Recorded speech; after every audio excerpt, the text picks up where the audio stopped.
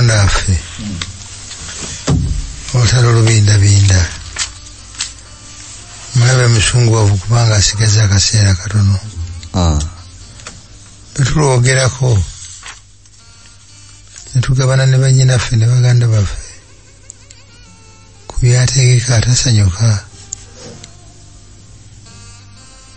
naye obulamu bwaffe amaanyi gaffe obuwanguzi waffe buli mu ggwe nkyali otuuse bubeerwamu naffe aboogezi n'abawulira tubeeko kye twongera okwerula n'okutegeera ku ntegeka ze kiteeketeeka olw'olunaku olwo mu linnya lya Yesu Mukama waffe. Amiina. Tweyanziza ssebo musumba waffe Dr. John Kakembo okutuwonga mu maaso ga Mukama waffe. Kituufu olutalo olubindabinda ya lesoni yaffe, naye nga njagala kujjukizaako nti kwote eno yonna tuzze tuyiga ku lutalo olunene.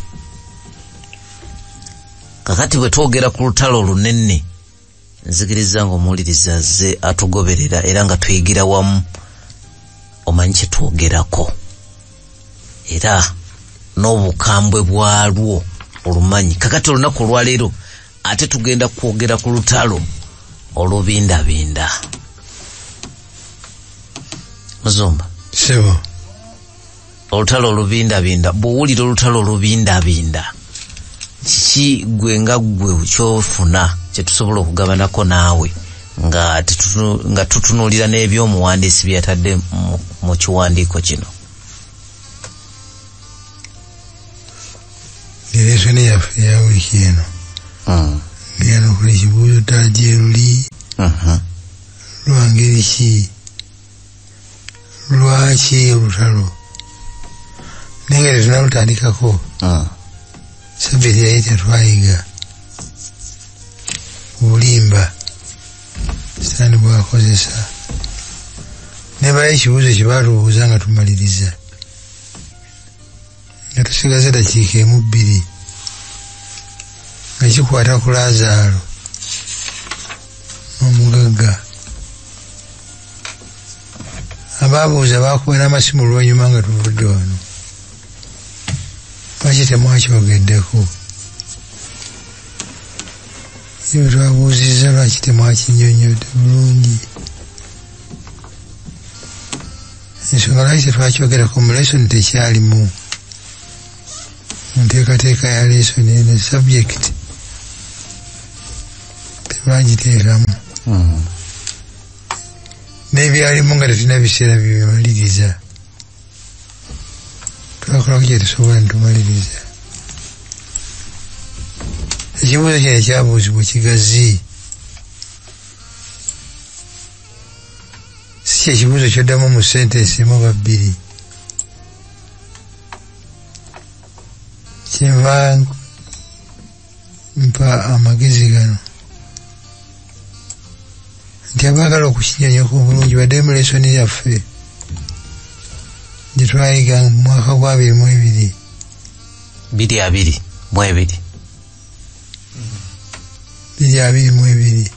mu kwoota ey'okuna yali ekwata ku kufa, obulamu, okuzuukira, obulamu obutaggwaawo. baagikwatako bulungi nnyo nnyo nnyo, si kutakolako butakuzi. Baagiwa wiiki nnamba The Rich Man and Lazarus, November 2. Atereka lesoni bw'oba osobola okugitereka. Ddayo kisome bulungi okiwe ekiseera, naye ku kaseera ke tubeera nako wano bwe kiba nga si ye sabjekiti y'olunaku tetwanguyira ku kitakolako butakuzi. N'olwekyo nziramu okujjukiza lesoni ya 222 kwoota ey'okuna, lesoni namba 9. lesson number 9. Contrary passages. Ebyawandiikibwa erabika ng'ebikontana n'ekitukkiriza. kukufa byonna badiringa nabyo n'ekyomubbi ku musalaba bajja kukyogerako tudde tuzinoonye twezze bujja ku nsonga eyo. Olutalo olubindabinda awe tuli kakati agenda okweddamu wali ndowooza afunye location entuufu. Kimanyi kati ate ababikula ku masimu gaabwe kwe balina data ne internet batuuseewo dda, naye kakati tuli ku lutalo olw'obindabinda. Katusooke tuyige nga bwe twalabye kubikulira essula 14 onyiyola 7 ngayogera ndowoozi ddene nti mutye Katonda muwe ekitiibwa kubanga ekiseera eky'omusango gwe kituuse. Mumusinze yakola eggulu n'ensi n'ennyanja n'ensulo ez'amazzi. Omusinze eyakola eggulu n'ensi n'ennyanja n'ensulo ez'amazzi. Kubikulira essula 4 onyiyola 11. Osaanidde ggwe Mukama waffe Katonda waffe okuweebwanga ekitiibwa n'ettendo n'obuyinza, kubanga ggwe wabitonda byonna era byabaawo lwa kusiimako era byatondebwa. Mu byawandiikibwa ebibiri bye tusomye, nsonga ki enkulu gye tulaba ekwatagana mu lutalo luno olubindabinda? Ensonga enkulu ddala Kyala Kabiito. Mulimu okusinza seba. Ensonga enkulu ekwatagana na kusinza. Nja kusaba era tusome kubikulira essula 14 onyiyola 9 n'olw'10. Sebo mulimu n'obwangu ekiseera eky'omusango bwe kituuse. Mumusinze. Okusinza kuno tulina kukikola mu bwangu otonze kubanga ekiseera eky'omusango gwe kituuse. twakiikako sabbiiti nga 2-3 eziyise nga kyatandika dda. myaka giyise ne mu 10 kasooli kitandika.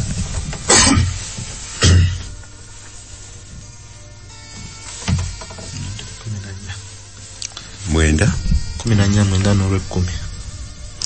ne malayika omulala ow'okusatu n'agoberera ng'ayogera n'eddoboozi ddene nti omuntu yenna bw'asinza ensolo n'ekifaananyi kyayo era bw'akkiriza enkovu ku kyenyi kye oba ku mukono gwe, oyo naye alinywa ku mwengo gw'obusungu bwa Katonda ogufukibwa obutatabulwamu mazzi mu kikompe eky'obusungu bwe, era alibonyaabonyezebwa mu muliro n'ekibiriiti mu maaso g'abamalayika batukuvu ne mu maaso g'Omwana gw'Endiga. Agambye alinywa ku mwenge bw'aba tasinziza Katonda n'asinza ekirala, alinywa ku mwenge gw'obusungu bwa Katonda. Katonda tumumanyidde mu kifaananyi kiri ate nga bw'ali wakwagala, wa kisa, wa mukwano. Ate wano tulabawo obusungu, ekikompe ky'obusungu mukadde kiwanuka. Katonda wona batakyusaemu nga bwe tumumanyi nti wa mukwano. Kubanga Katonda wa mazima era olunyiriro olw'okujjukira lwatugambye nti obatukuze mu mazima, kubanga ekigambo kyo ge maki. Buli lwe tugaana ekigambo kya Katonda, Katonda akola kyonna ekisoboka eri Omwana w'omuntu okumulaga ekisingako okuba ekirungi, naye n'akigaana. Bw'oba okigaanye talina kyakukola kubanga yakuwa okwesalirawo. Omukwano gwa Katonda n'omuntu bwe gutabaamu kusalawo guba si muki, si mukwano.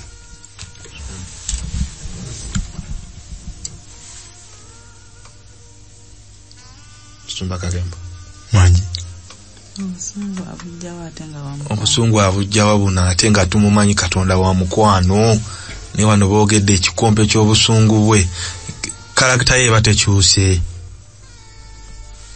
Ne mu busungu mukwano. Kiteeta obusungu bwe akyawa kibi, takyawa mubi. Naye Katonda ekibi akikyawa with a vengeance. Obusungu buno abuyibwa ku kibi, naye gwe akyerippiyeko n'ogenderamu.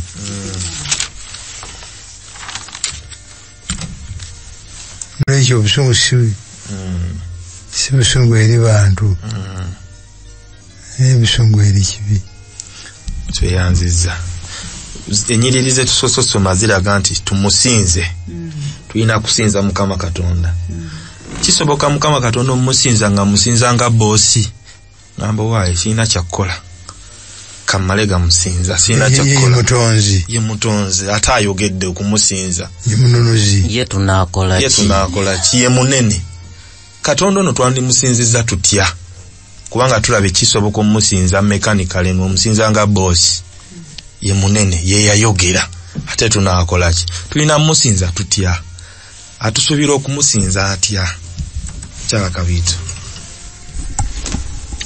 kubekolera 14 omusanvu agambye nti mutye Katonda mumuwe ekitiibwa okumusinza kuno si kwa kumutya kuda wali mu kasonda nkankane nti bannaye Katonda wuyo naye kumussa mu kitiibwa kuba nankolagana naye kumufuula mukwano gwange kuteeka ye waggulu wa buli kintu kyonna mu bulamu bwange.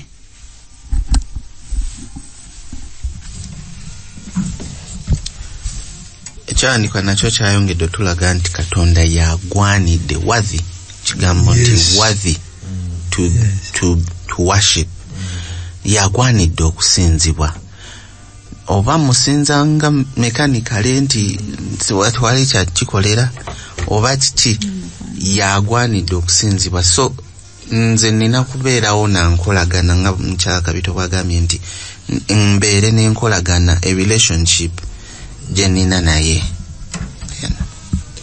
ekyomukisa omulungi nti gwe tusinza atumanyi obunafu bwaffe era mu bunafu obwo yatuteerawo n'engeri gye tuyinza okusinzaamu si kubeerawo kumutya bw'amala okutonda n'akuteekawo n'akuwa obulamu n'akuteerawo n'engeri gy'oyinza omusinzaamu era omusajja wano mu 4:11 agambye nti osaanidde gwe Katonda kubanga gwe wabitonda byonna yalina obuyinza n'atuwa naga nti sabiti yange entukuvu yeno naluga nti amateeka gange gaago gali 10 mumba mukola ki mutambulira ogenda okutunuulira ng'ebintu byonna bituteeredde mu maaso abitweruli agamba tusinze omuntu mu mukwano mu ngeri y'ekika ekyawo ate okuyita mu byawandiikibwa ebiyitirivu atuwane ku nsonga lwaki tulina okukola ki okumusinza okugezaawo tusomye mu kubikula batugenda nti ekiseera ky'omusango kikoze eki kituuse ate ne batujjukiza nti ye mutonzi w'eggulu naki n'ensi naye ne mu Yokaana 3:16 bwe yatuwa omwana we buli amukkiriza aleme okubula naye abeere naki obulamu obutagwawo Nsumba Kakemba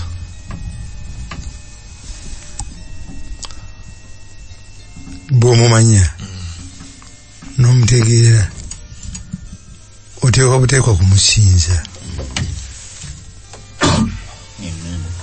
naye nyinza okumumanyako ebitundu ng'abasinga bwe tuli si ffenna abasinza abakikola n'omukwano ogusaanidde naye tuyinza ekikola mu butuufu ne tusinza ku Sabbiiti ne tumusinza ng'omutonzi nga tetulinayo kalala ne tumusinza ng'omununuzi nga tetulinayo mulala naye nga tebirimu nnyo kwano. Ekibuzo kigamba nti ebyo byo bitusinza kuwulira abasinza ab'engeri ng'eyo njala kulowooza nti ekirungi kya Katonda talina ntondo Alisa Kiwa Kiwanuka yagambye nti atutegeera ndowooza wayakiza enjuba ye n'ajakiza babi ne bemusinza makanikale naye ng'ansinzizza alituusa ekiseera nenziramu amagezi ne Musumba okuba nti nno ye tafaayo ngeri ki gy'omusinzizaamu wabula gwe musinze kubanga si yafunamu nze amusinza nze nfunamu That's very true. That's very true. Ekikulu otegedde n'omusinza era taba na ntondo. Oyo ategedde n'amusinza. Tweyanziza basebo nti mu bufunze okusinza kuno kulina kuba kwa mukwano. Yeah. It's a response to God's grace. Toyinza kumutegeera. Nategeera ekisa kye. Omukwano okubibiita kuno. Obutonzi kyamututonzisa toyinza kubitegeera natumusinza kijja buzi. Naye ng'ensinza response eno ya mirundi ebiri. Response nange nyinza okuddamu nekwano. Naye mulala naddamu ne duty. Tenaakola atya? Si nakola ndyako takaleeta. Asaki naye nga engeri ya eriyo ebintu byetukola nga rutiini. Sabbiiti eno nyinza gy'okuba nga rutiini. Nga senga kibadde kunze olwaleero nandibadde nkola naye nedda. Sabbiiti ya Mukama yampa emmere. Kyengamba kati kirekereraawo. Mu lutalo neno luno lwetulimu twagamba mulimu enjuyi ebbiri. Oluyi olwa Katonda n'oluyi luno olwa Sitaani yali Lusifa. Tulabye ku Katonda atugamba mumusinze.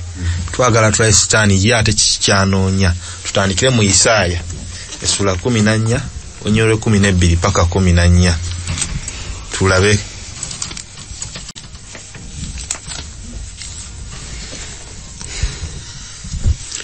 ndirinnya okusinga ebireebwa bikoma ndifaanana oyo ali waggulu ennyo naye olusibwa emagombe ku njuyi ez'enkomerero obunnya abanaakulabanga banaakukeberanga banaakulowoozanga nga boogera nti ye wuuyo yakankanyanga ensi eyanyenyanga obwakabaka. Badde njagala otandikireko ko waggulu ku 12 ng'ogudde okuva mu ggulu gwe munyenyeeye enkya omwana ow'enkya ng'otemedde okutuuka ku ttaka gwe yamegganga amawanga n'oyogera mu mutima gwo nti ndirinnya mu ggulu ndigulumiza entebe yange okusinga emmunyeenye za Katonda era ndituula ku lusozi olw'ekibiina ku njuyi ez'enkomerero ez'obukiiko obwa kkono ndirinnya okusinga ebire bwe bikoma ndifaanana oyo ali waggulu ennyo. Kikyamu Lusifa ono okugamba ndifaanana oyo ali waggulu embeera awo nengamba njagala nfaanane nga Katonda. Kikyamu kiki kyeyagala okufaananya Katonda kubanga Katonda alina attributes nyingi naye kiki kye yali anoonyeza ddala.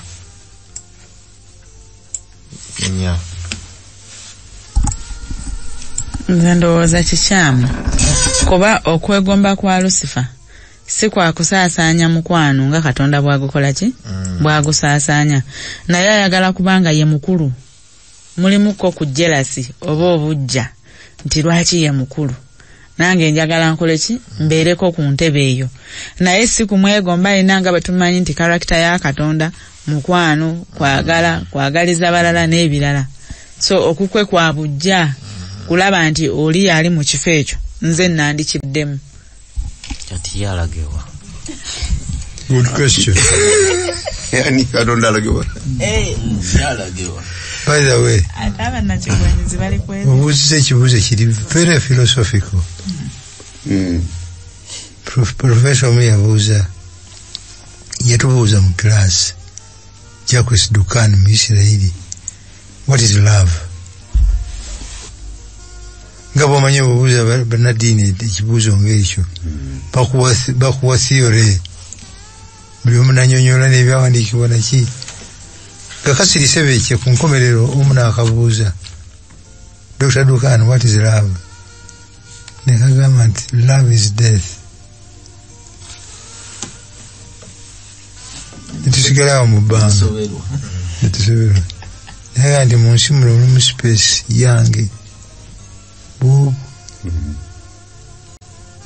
naye bwe mba njagala ngikuwe naawe obeere yakozesa to be. If I allow you to be, bw'oba n'ekirowoozo ekyawukana n'ekyange naye njagala n'ekikyo kibeerewo, ekyange kirina kufa. So in order to give you space, I must die. ekibuzo okuteesa kyaleese.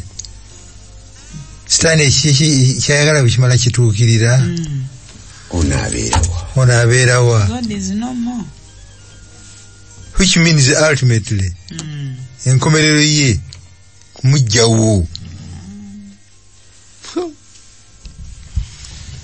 Tulaba nti akijja ku level 1 ndirinnya n'akyambusa ku level 2 gye tusanga mu Matayo essula 4 onyera 8 n'olw'omwenda. Katulabe Sitaani level 2 kiki ate kyayagalira ddala.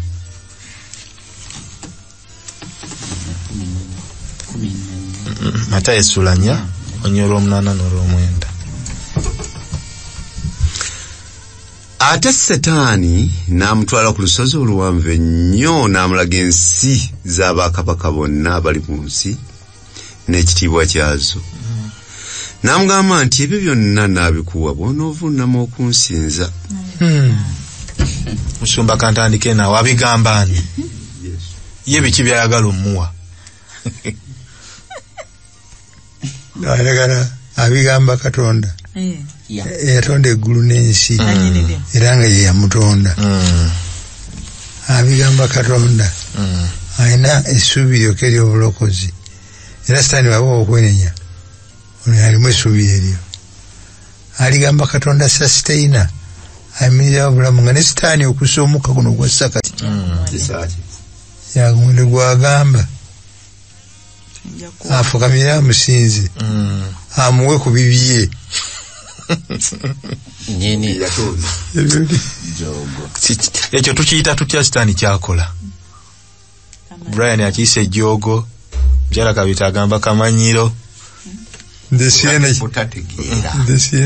Siena kigambo kyenyinza kukozesa. Yesu amuddamu atya mu Lw'ekkumi?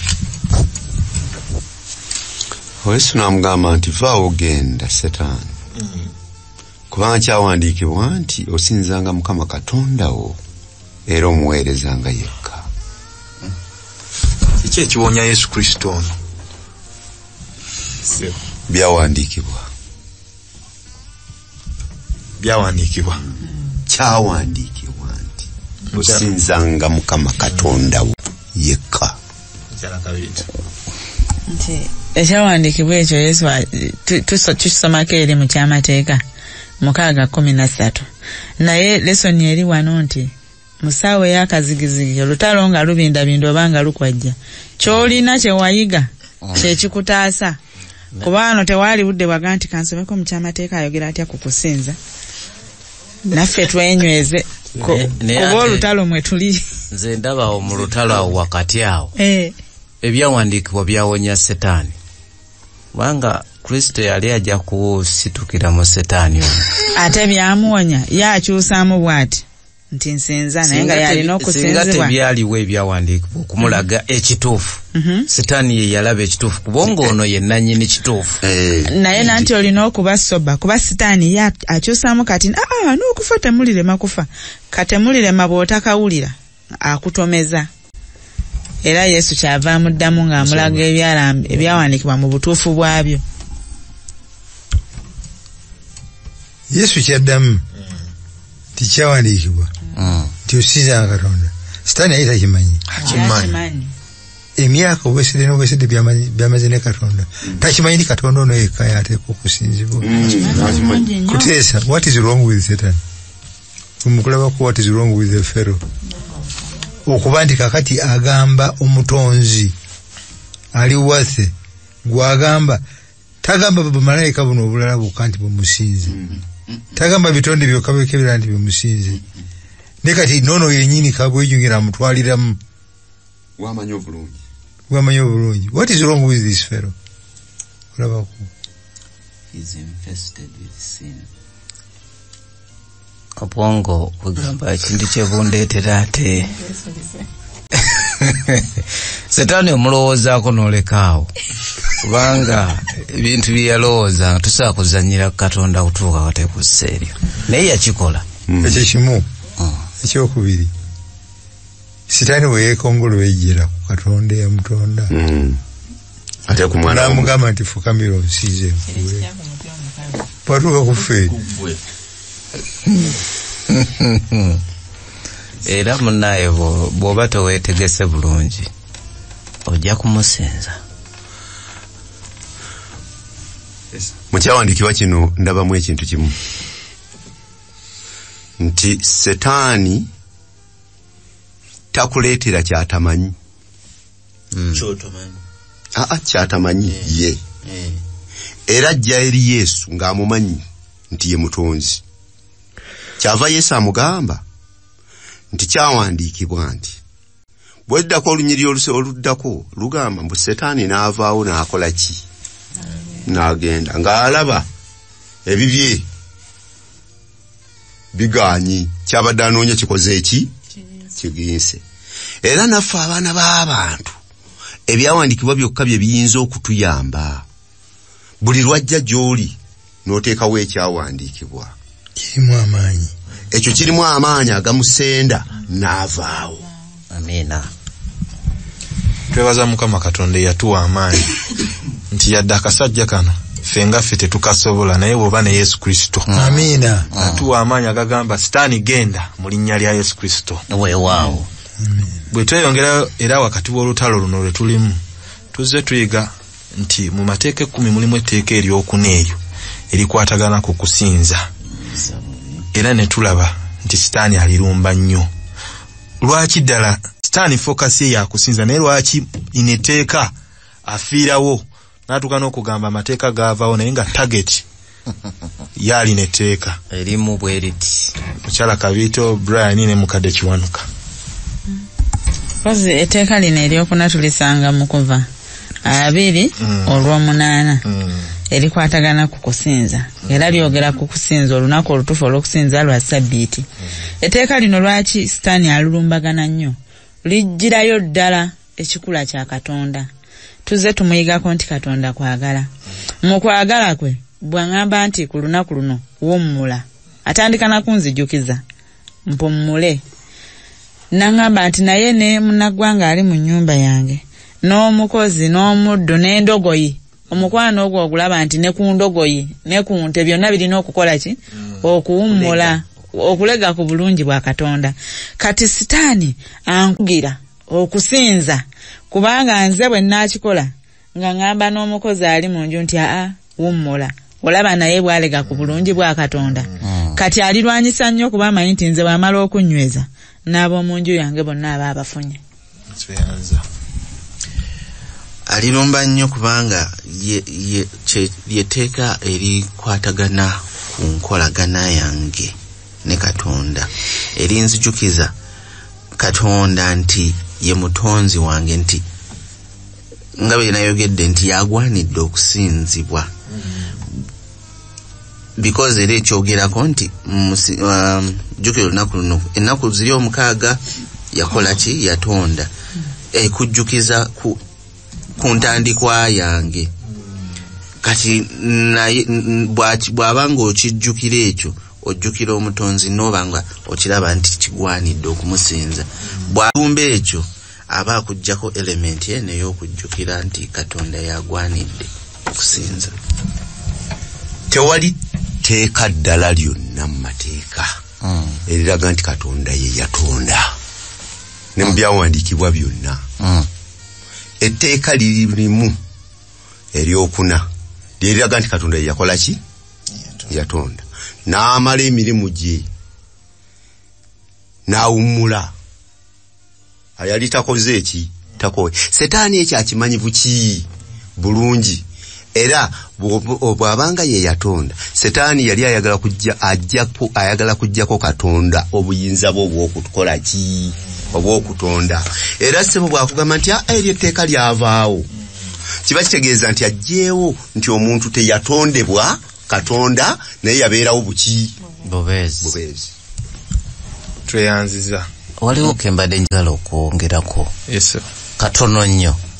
Sabbiiti njitunuulira nga direct connection ne Katonda. Kati wojjawo sabbiiti kitegeeza ogenda kubeera ne famire nga mwe musimbula okugenda okulima. Solo okusaba. Ono asimbula agende mu nnimiro. Oyo aba takyali wammwe. Tebikwatagana ebyo. Kati Setaani ayagala naffe eri babe nga basinza eno nga tulima. Connection teriiwo, agimenyera ddala. Ku bye mugambye byonna kintegedde nti oluteeka lino eryokuna lya nkolagana. Yes. Buli wemba n'enkolagana ne Katonda nja kumusinza. Weewaawo. Kati Setaani kyalwanisa enkolagana eno ereme kubeerawo efe so that sisinza Katonda. Bwenaafa kitegeeza nja kubayo n'ekirala kyenkola kyensinza. Munzikiriza awo tuveewo obudde. Tugenda ku Mande omutawaana ogujja. Twagala tulayo mu Yokaana essula 16 olusooka n'olwokubiri nga tuwuliriza bulungi mukadde Kiwanuka ng'atusomera. Ebyo mbibabuulidde muleme okwesitazibwanga. Bano abagobanga mu makuŋŋaaniro. Weewaawo ekiseera kijja buli anaabattanga anaalowoozanga ng'aweereza Katonda. Musomba Kakemba. Buli anaabattanga anaalowooza nti aweereza Katonda.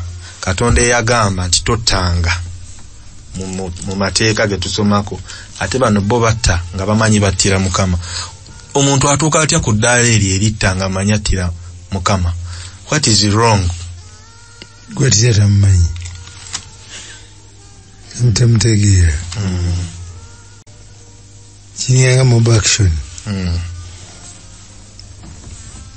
Mob action ayinza okufuuluka ino osanga ng'ebintu byatabuse dda.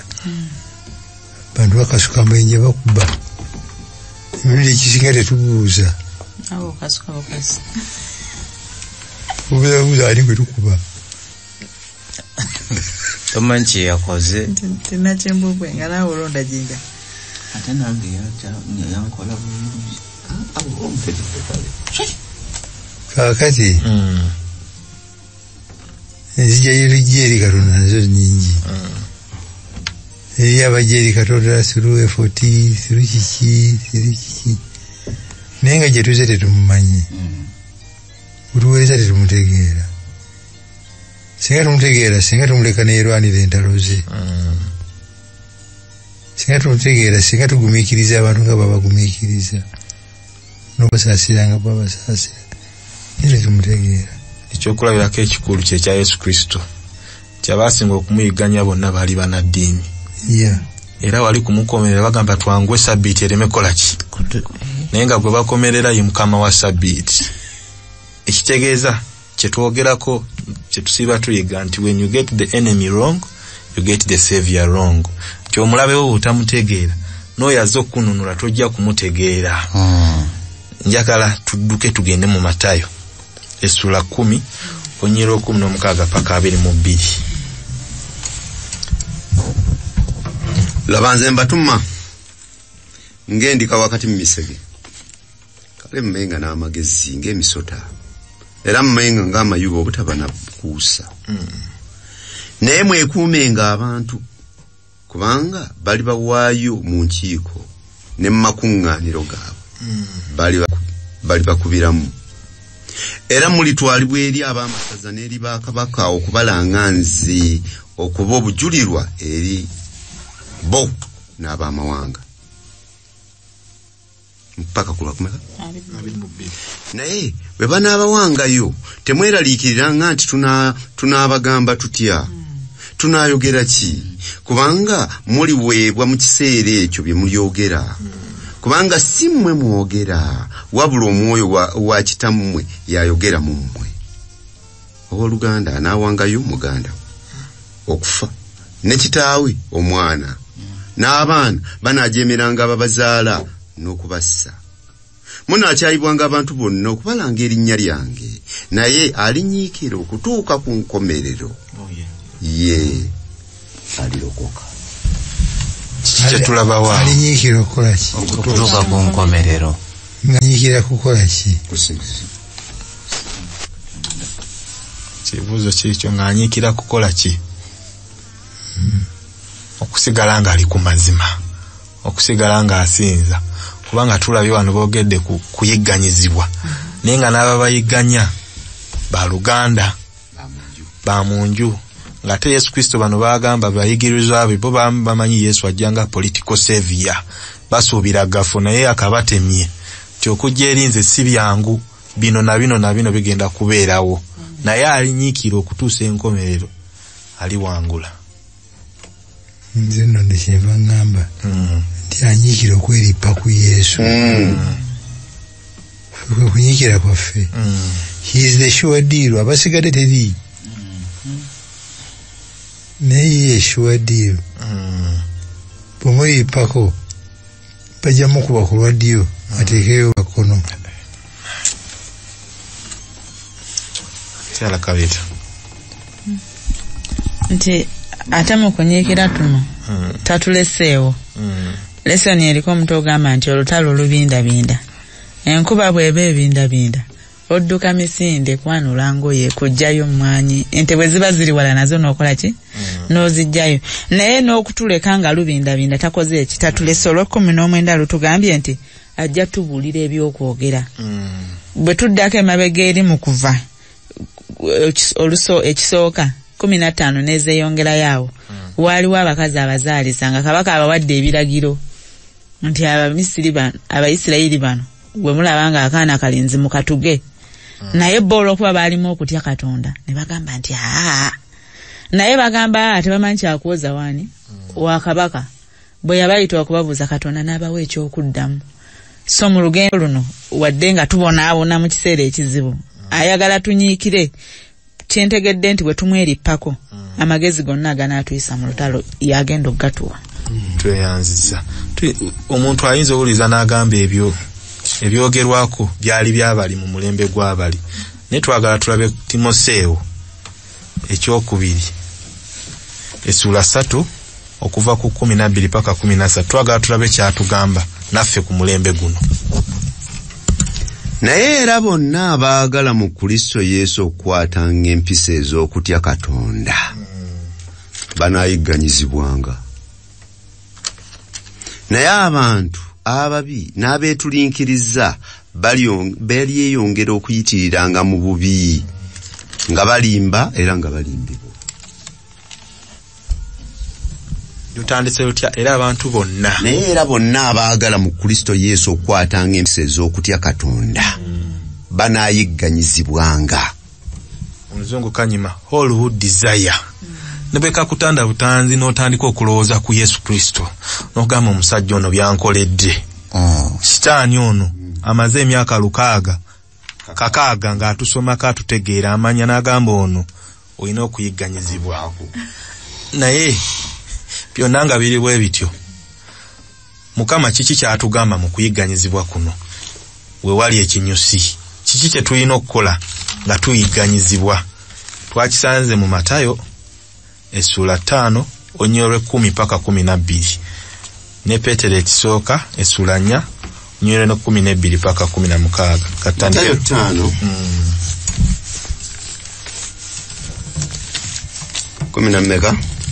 10 paka 12.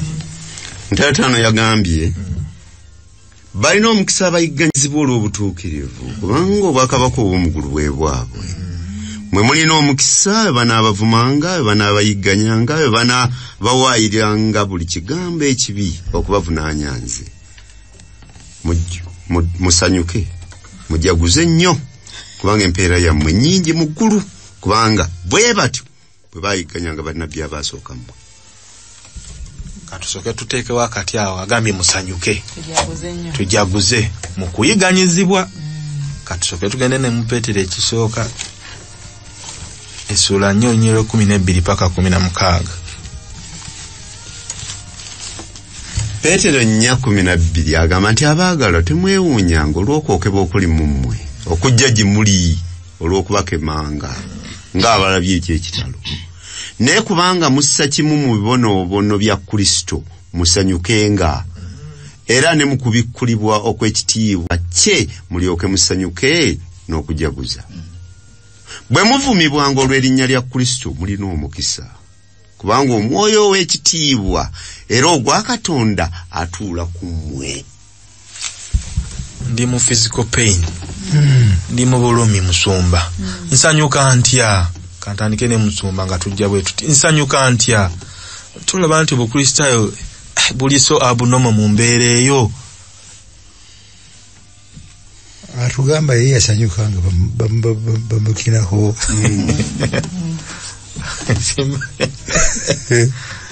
Tetumanyi bulungi nti naye yasanyuka. Kubanga yalajana n'okulajana. N'akaaba ne ku musaayi. Neebuuza ekitaawe gy'amulese nga tamulaba. Naye ezo kyayita essanyu. Kwe kuba nti mumbeera eyo waliwo kyotoyinza kumuggyako. Akimanyi nti ali ne Katonda we. Ndowooza knowledge eyo okukkiriza okwo obuvumo obwo omukwano ogwo enkolagana eyo erina engeri gyekyusaamu embeera ey'obulumi. Notobeeraawo nti oseka omunyereketa nga bakukuba naye nga mu mutima betulabako mu Bayibuli ababiyitamu kindabigira nti embeera gye baalimu bano bwe baasuula mu kikumi ky'emirundi 7 bwe balaba nga balinamu obukuna ate nga alinganga omwana wa Katonda kikyusa embeera. Ne Stefano bwati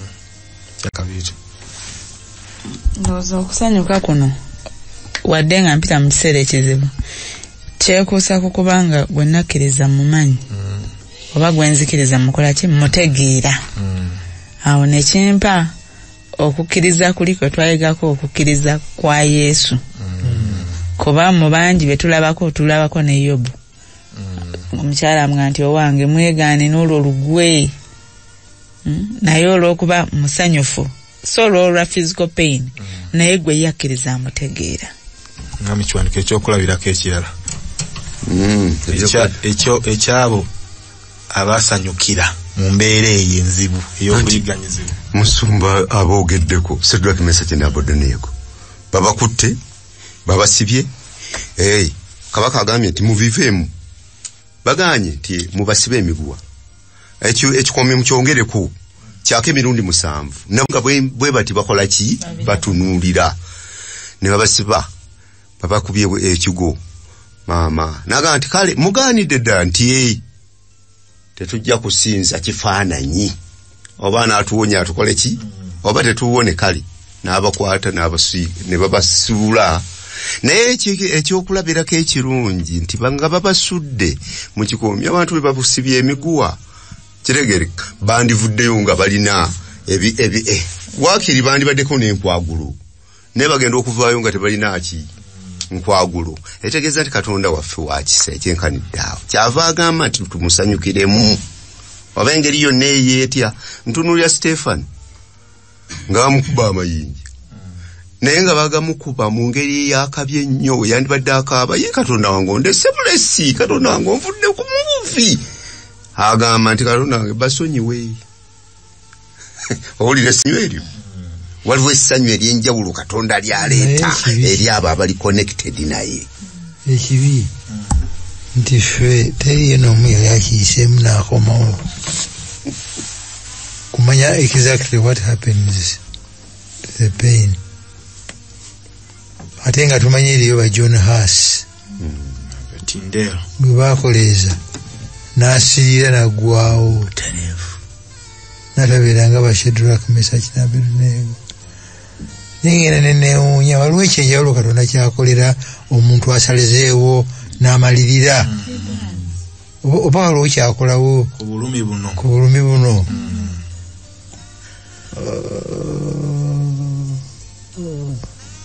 Engeri eno gyagamba nti temuteekateeka byakuddamu nja kubibawa oba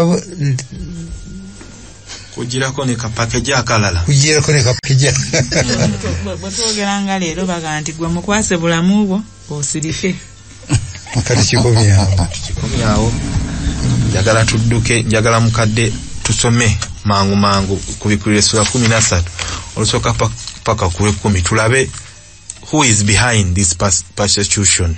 Ani ali emabega nsolo kyene eri emabega kutegeera ensolo ne gumuyimirira ku musenyu gw'ennyanja nendaba ensolo ng'eva mu nnyanja era erina amayembe 10 n'emitwe 7 ne ku mayembe gaayo nga kuliko engule 10 ne ku mitwe gyayo amanya ag'obuvuzi. N'ensolo gye nalaba yali efaanana ng'engu n'ebigere byayo nga bya ddubu n'akamwa kaayo ng'akamwa k'empologoma n'ogusota kwe gwagiwa amaanyi gaayo n'entebe yaayo ey'obwakabaka n'obuyinza obungi.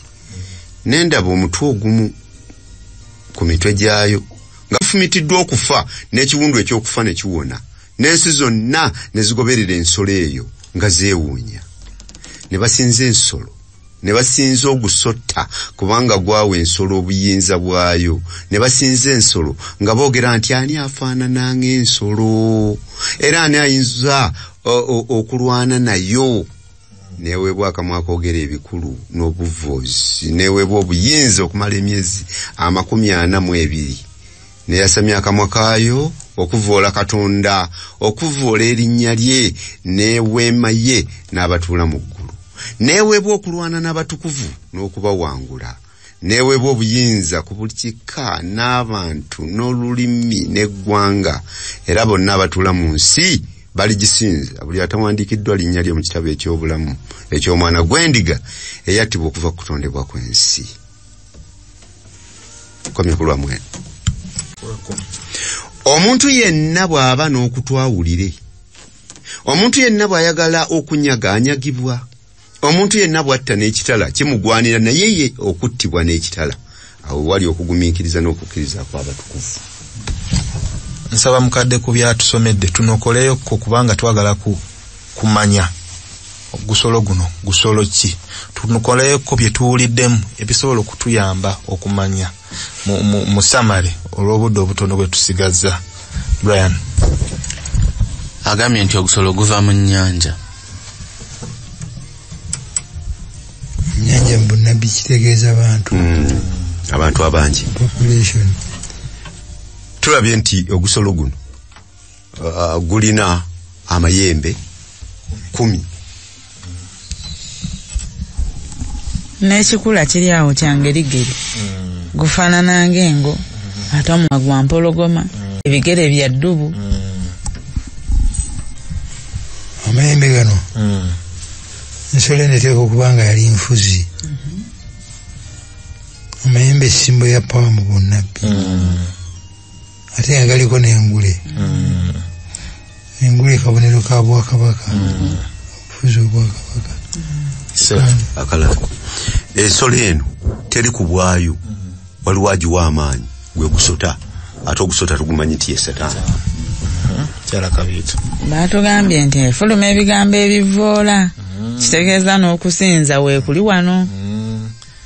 Gye twayigako mujjukire Daniel esula ey'okubiri twalaba nti ekibumbe kyaliko obugere 10. Daniel 7 ne tulaba guno ogusolo ogwokuna nagwo gwalina amayembe 10. Ne wano batulaze ogusolo guno gwina emitwe 7 n'amayembe 10. Nga tulaba wonna waliwo consistency ekitegeeza kuba twagutegeera mu Daniel 7 ne Daniel ey'okubiri ne wano tulaba nti guli consistent. Era n'agasolo agoogerwako mu Daniel wano mu kubikulirwa 13 ne mu Daniel 7 twakakola ki era n'ekiseera boogedde emyezi 42 twagisomako eri mu Daniel 7 ekiseera ebiseera n'ekitundu ky'ekiseera. Ennaku 1206 gy'emyezi 42 gy'emyaka 1206. Naye musumba njagala tutangaze mu waliwo batugambye ogusota ne guwa ogusolo guno amaanyi gutya. Oba ekitebe ky'obufuzi bwa empire ya Rome kyali Rumi, kibuga Rome. Constantine watuukira ku bufuzi ng'amaanyi ga Rumi gagenda gakeewa. N'asengula ekitebe n'akitwala e Constantinople muttake ekitebe ne kisigala kikalu erumi ng'entebe mu kibuga kyonna mu kitundu kyonna esigaddewo ng'ekangaza ya paapa n'ataking over obukulembeze wali bwa politics n'obwekkanisa n'abugatta oyinza okugamba nti yaweebwa obuyinza n'amaanyi